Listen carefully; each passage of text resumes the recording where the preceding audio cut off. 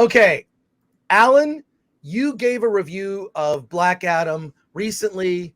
You were mixed. I would say you were mixed, and you Yeah, thought, I'd say a 7. A 7 out of 10. okay. All right, so you gave it kind of a mixed review. Mhm. I do happen to know that you saw it in a room full of movie critics, Yes, I did. and they In did.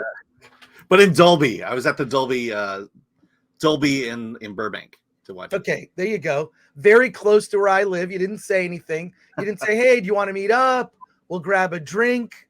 I know you don't drink, but we could have hung out. So you drive Yeah. all the way there, and you don't even say anything to me. But Well, look, look, I had to go to the Newport Beach Film Festival right afterwards. So I was in Burbank and then all the way in Newport.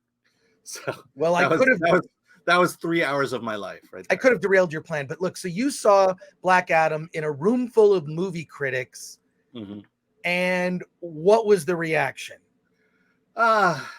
Yeah, I think we're all kind of feeling the same way. I don't think it's weird to say, but we didn't hate it. But we weren't overwhelmed by it. It didn't. There was no real greatness that came out of it. It was just a fun action movie, and I think that's how we took it. That's how definitely I took it. Well, I don't want to tip my hand, but this is another case of the critics being out of touch with your just regular moviegoer who wants to be entertained. I was incredibly entertained by this movie. I thought it was super fun. If I was rating the movie on a scale of 0 to fun, it's on the high scale of fun. Really fun. I would say like an 8. There are also some things about the film that I think I did not like, Mm-hmm. that bring that down to more of like between a 6 and a 7 in terms of my final rating for the movie. But let's talk about the things that worked in the film. Yeah. I think this is one of the best things The Rock has ever performed in the sense that he is a villain, and holy, like there's a preamble for the movie that's way longer than it needs to be, about this fictional, just assuming in the Middle East kingdom, Kondak. Is it Kondak? Yeah, conduct. Kondak. And you see sort of this ancient history and how he's called Teth Adam, is created as a god. He's reawakened to serve his people because the words Shazam are uttered. The Rock as this character I think he's great. I don't know that he's completely The Rock. I mean, he's a much more toned down version of The Rock. These kind of deadpan lines. There's a whole thing about there's a whole thread about having a catchphrase, and he's straight up. And here's actually a good thing. The trailers really don't showcase the best parts of this movie. The action is insane and over the top. I think it's super fun. Black Adam is effectively like he's evil Superman. He's Homelander from The Boys. I mean, gruesome deaths where he's just blowing people up. I don't know if the movie was rated PG or R. It's PG. I'll look it up, but I'm almost certain it was PG-13.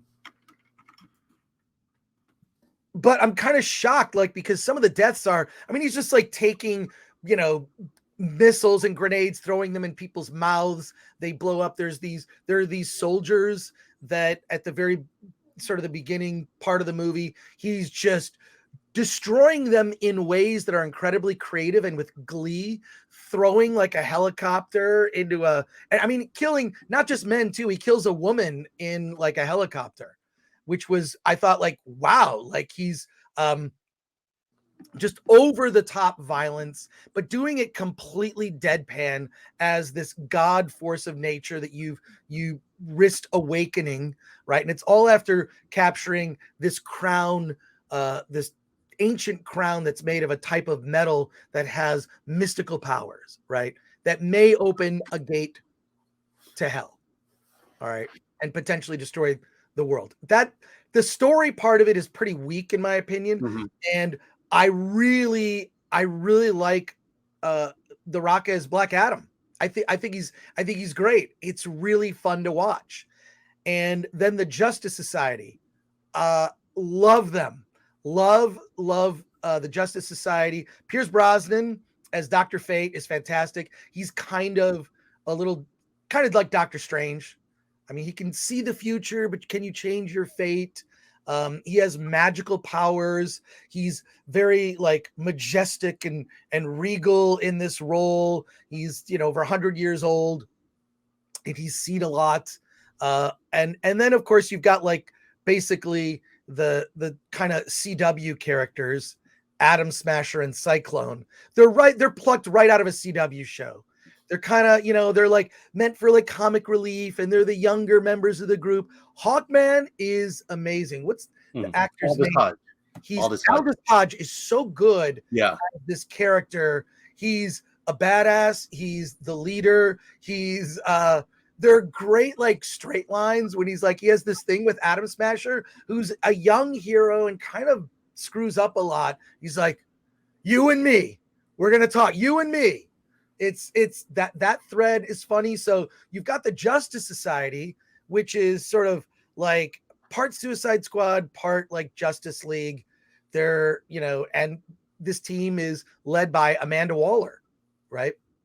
Although I don't recall in the movie if they called it the Justice Society of America. No, it's I paid attention to that. It is just Justice Society. Okay. Yeah, because it is the JSA. So these characters, like once they have this interaction, then they're trying to contain and control Black Adam. So it's really Black Adam versus the Justice Society, at least for the first part of the film, right? The thing where it starts, so I'm loving the action. It's super fun. It's over the top. The trailers for once haven't ruined everything. Mm-hmm. The trailers did not ruin the best moments from the film. The trailer did not tell you much about the story. So these sort of lukewarm, quote, bad trailers for Black Adam actually helped serve the movie because it didn't give a lot away. I thought it was great. The thing that brought it down for me and annoyed me was there's this mother who's an archaeologist and her relationship with her skateboarding hip son that runs their characters the entire movie. They could have been in the movie for about 20% of the screen time that they're on, because it's just, it's kind of cringy. A lot of the just like, one, we know they're not going to get killed, because there is a Black Adam has lost his family, right, in the past. So he kind of sees this modern family as like, the family in the present day as like, that reminds him of his family from the past. So I get that they needed that as a connection, but here's the problem with those characters. I don't have any problem with those characters so much. It's the screen time. They have so much screen time that it takes away from it. Like, so what was the character's name? Sarah. Oh, I got it. Actress's name. Yeah, Sarah Shahi. Sarah Shahi. Yeah. And her character's name is Isis. What? So there's that. No, her character's name is Adriana. Adriana. It says Isis here in the cast. I don't know why it says. Maybe that's a different. I think that's a different. I'm sorry, I got it mixed up. Oh yeah, she's done other work. She was in Person of Interest. That's how I knew of her. There you go. But I feel like those characters kind of dragged the film for me. In addition, an incredibly weak. The story was pretty weak, with the exception of the origin of Black Adam. I thought that was very well handled. You kind of see the pain, you see where he's coming from. He is, even though he is, quote, a villain, he is the protagonist of this story. So he does bad things, but it was great. It was like seeing I like Homelander and The Boys, and this is basically the Homelander movie. So on the positive side, that was super fun. All the things that he's doing, like the whole, like how he can't really get the idea of a catchphrase right, and this kid is trying to school him into what it's like to be a superhero. Like, here's what you need to do, and it is solidly in the DC universe, which I love. So let's well, I'm just gonna say, it sounds like you felt the same way I did. You just enjoyed it more. Here's why I enjoyed it more. I wasn't in a room with a bunch of film critics. Okay. That's why I enjoyed it more. And when you look at the critic score, and Ryan can help point this out. And last night we were talking about it. If you had a Marvel logo in front of this movie, the critics would have loved it. Critics would have loved this film if there was a Marvel logo in front of it. But the critics have something against DC. The other thing that I will say to you is, before anyone asks, the movie's not really woke at all. Nothing. Yeah, no, other than maybe like some race swaps of characters, which I didn't really care about because Hawkman's always been to me kind of a minor character. Cyclone, I wasn't even aware of Cyclone, might have come later in the Justice Society, but like there's nothing particularly woke about this film. Yeah, I mean, really focused on fun.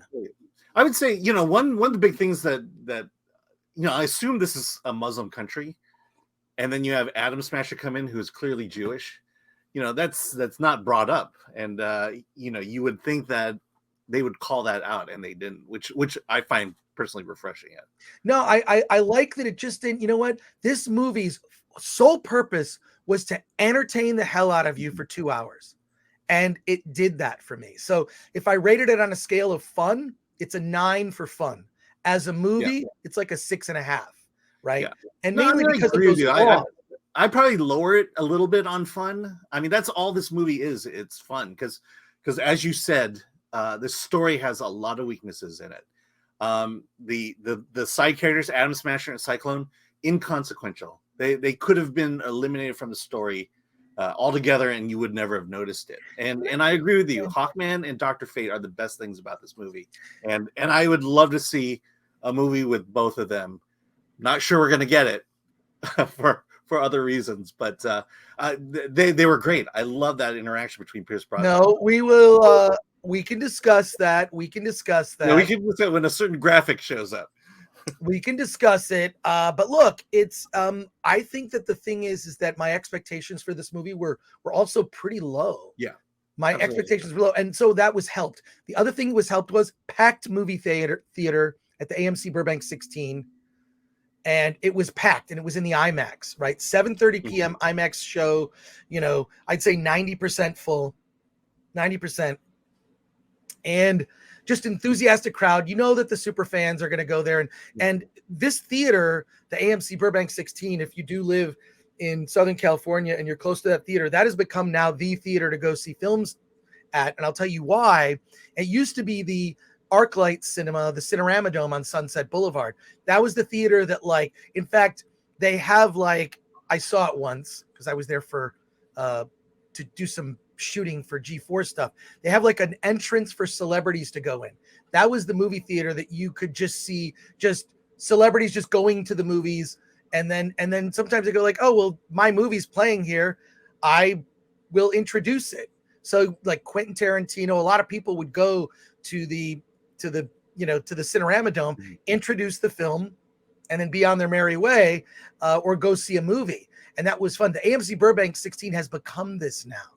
It's become that movie theater. A friend of mine ran into Christopher Nolan there. It's just kind of cool. Oh, this is the theater that the standards are very high in terms of the presentation, because this is the theater that people in the industry actually go to. So before we get to your questions and comments, so main thing is context matters. When you see a movie with a large audience and they're incredibly enthusiastic and clapping and laughing, and we were surprised because I was not looking forward to this because I thought the trailers were very weak.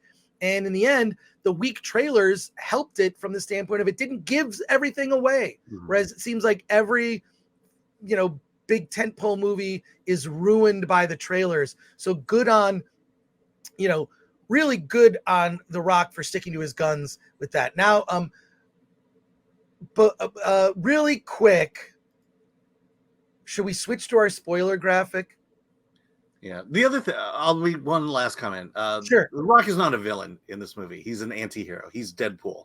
Yes. He fights for the good of Kahndaq, but he kills people where others would want to subdue them. That's not a villain. That's just a hero who has a murderous streak behind him. And okay, so let me get to the spoiler graphic here, because I just want anyone who clicks on the link to know that we're in spoiler territory for Black Adam. Where's that? Here we go. There we are. I'm switching things up. Alan. You got to move the logo. Yeah, there you go. There we go. So now we're into spoiler territory with this. And look, the ending. Spoiler, this is your last warning. 3, 2, 1. Okay. Henry Cavill as the Man of Steel, Superman, is in the movie.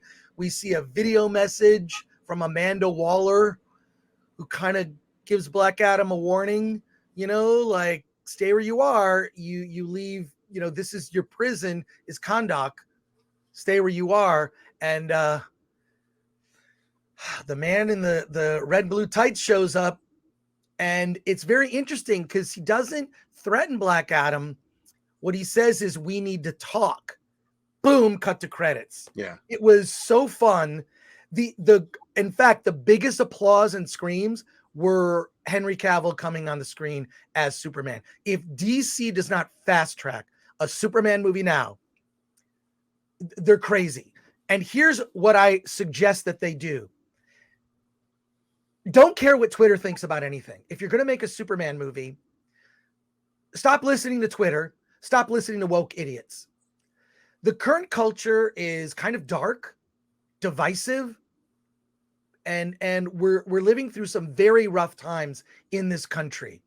You know what you need to lean into? Optimism, hope, inspiration, more grounded morality, and goodness. And Superman needs to encompass all of those virtues, in spite of the fact that the current culture does not celebrate those things. You make a Superman movie and ignore all the noise, filled with hope and optimism, it will be huge, because people are starving for it. People are starving to look to some sort of figure, even a fictional figure, that'll say, stay positive in light of everything going on. And I want to remind people that the part of the reason I think that the original Star Wars in 1977 was such a wildly over the top success, unprecedented for its time, is because it stood in opposite to everything else coming out in the early 70s, which was dark and dystopic and pessimistic. And look at movies like Taxi Driver, which I love that movie. 1976, Martin Scorsese. The early 70s was just coming off of Vietnam, a president who resigned in disgrace, Nixon. Like, it was a dark period. And what did George Lucas do? He did something completely opposite from what was happening in the culture, and it was the most popular thing. It became unprecedented. We're still talking about Star Wars to today. What WB needs to do is create a hopeful Superman. Hopeful, positive, optimistic, So you're saying a return to truth, justice, and the American way, or at least the American values that we aspire to espouse. Like, we aspire to be good, and we're not perfect, but someone like a Superman who comes with flaws, right, is something, I don't know, I think something hopeful will stand in contrast. Everything's, we got to go dark. We got to go dark. Oh, this is really dark. This is the Empire Strikes Back of blah, blah, blah movies. I mean, how many times have we heard that stupid phrase? But see, this is exactly why I hated Man of Steel, because it went in this dark turn when Superman should have been bright and hopeful. And that's why I just could not get on board with the whole Zack Snyder run, especially with Superman, particularly with Superman. Well, what I like is, for Man of Steel, I think it holds up better than when we first saw it, which was shocking. The thing was, this is a different take on Superman, but it tried to be realistic.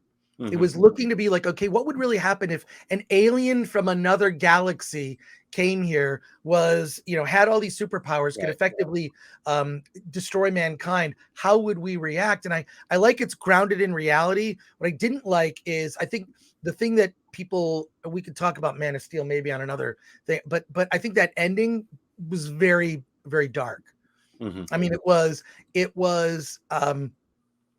what Zack Snyder was trying to do is show that Superman inspired people, right? There's some things that I think were just played that were just kind of a little too realistic. In particular, that final battle scene with Zod, right? Is he could, he could accidentally murder somebody. Okay. And I think that was played way too realistically. But I look, it's so funny. I don't really go back and revisit Marvel movies, but I'll go back and I'll watch Man of Steel. And I'm thinking, wow, I think this movie was ahead of its time and very shocking for people. And yes, it was flawed. I could go down a rabbit hole and tell you really specific reasons I don't think it works. And we may get into that, but Black Adam was super fun and Superman is in it, and go see it this weekend. I'm recommending it. And it is not perfect. It's for me between a 6 and a 7. But if you're looking for fun and to be entertained, it's all there. It's an endorphin rush.